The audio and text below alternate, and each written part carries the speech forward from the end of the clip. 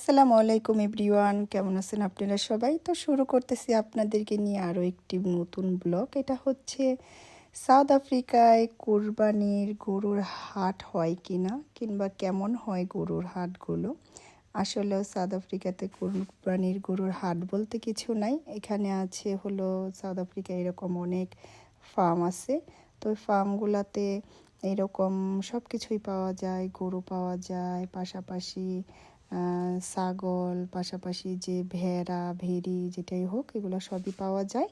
তো কোরবানির জন্য এই তো গরু এখানে দেখা হচ্ছে।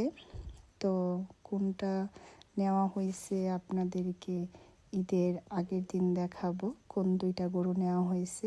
তো আমাদের এখানে আমরা 5 জনে মিলে দুইটা গরু নেওয়া হয়েছে। তো কোন দুইটা গরু সেটা দেখাবো আপনাদেরকে ঈদের আগে। যাই হোক, এটাই হচ্ছে সাউথ আফ্রিকার গরুর কোরবানির হাট। আর এই যে এখানে দেখতেছেন, এখানে কিন্তু রাজহাঁসও আছে। আফ্রিকাতে এমন কোনো জিনিস না পাওয়া যায় না, যা আমার জানা মতে। এই যে দেখেন কতগুলো রাজহাঁস। তো এখানে হাঁসের পাশাপাশি অনেক মুরগি আছে, পাশাপাশি মুরগির সাথে মোরগও আছে। তো এইগুলাই হচ্ছে ফার্মের থেকে এইগুলা দেখতে যাওয়া হয়েছিল গরুগুলো। তো এখান থেকে গরু তো দুইটা নেওয়াই হয়েছে। আর শুধু দুইটা না, আর অনেকগুলো গরু নেওয়া হয়েছে। আমাদের এরিয়াতে যে বাঙালি আমরা যে থাকি, অনেকগুলো ফ্যামিলি, প্রায় 24-25টা ফ্যামিলি আছি। তো এখান থেকে এই গরু নিছে প্রায় মনে হয় সম্ভবত 10-11টা গরু হইব, এখান থেকে নেওয়া হয়েছে। তো এই তো আমাদের কোরবানি আসতেছে।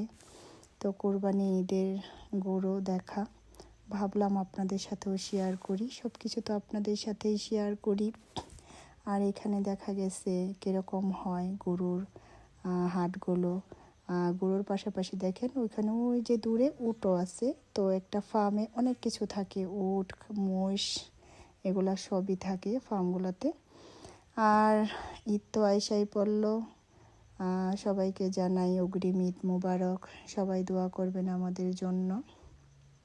আর এই তো ভাইয়ারা দামাদামি করতেছে, কেনার জন্য দেখতেছে ভিতরে যায়া। এটা একটা ফার্মে গরুর হাট। যাই হোক, আমাদের কোরবানির গরু কোনটা দেখাবো আপনাদেরকে নেক্সট ভিডিওতে।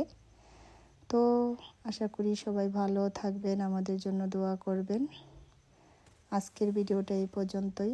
লাইক, কমেন্ট, শেয়ার করবেন, সাবস্ক্রাইব করবেন। দেখা হবে অন্য কোনো ভিডিওতে।